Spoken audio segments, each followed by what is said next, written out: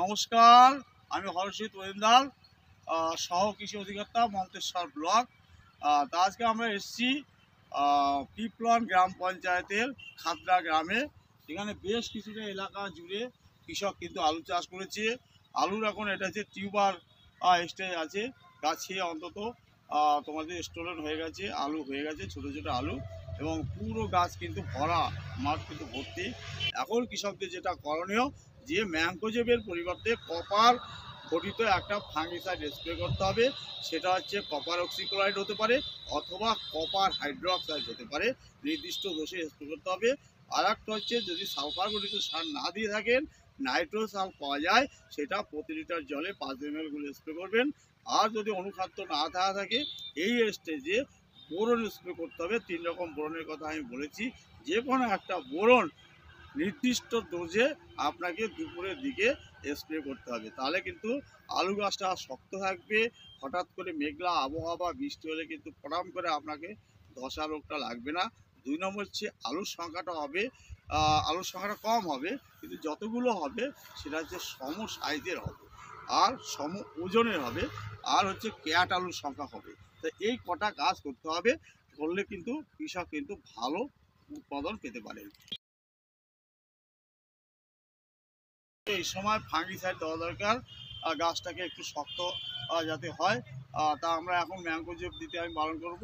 ম্যাঙ্গোজেবের পরিবর্তে এখন একটা কপার ফাঙ্গিসাইড দেওয়া দরকার। দুটো কপার ফাঙ্গিসাইড পাওয়া যায়। একটা হচ্ছে কপার অক্সিক্লোরাইড, যেটা বাজারে ব্লাইটক্স বা ব্লু কপার নামে পাওয়া যায়। সেটা প্রতি লিটার জলে 4 গ্রাম গুলে স্প্রে করতে পারেন। অথবা যেটা হচ্ছে কপার হাইড্রোক্সাইড 77% ডোপ্রবি, প্রতি লিটার জলে 2 গ্রাম গুলে স্প্রে করতে পারেন।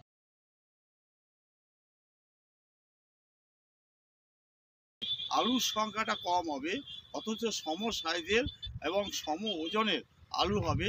সেই জন্য আমাদের সালফার ঘটিত যদি সার না দিয়ে থাকেন, তাহলে নাইট্রোসাল বলে পাওয়া যায়, সেটা স্প্রে করতে হবে। সেই নাইট্রোসালটার ডোজ হবে প্রতি লিটার জলে 5 ml করে স্প্রে করতে হবে।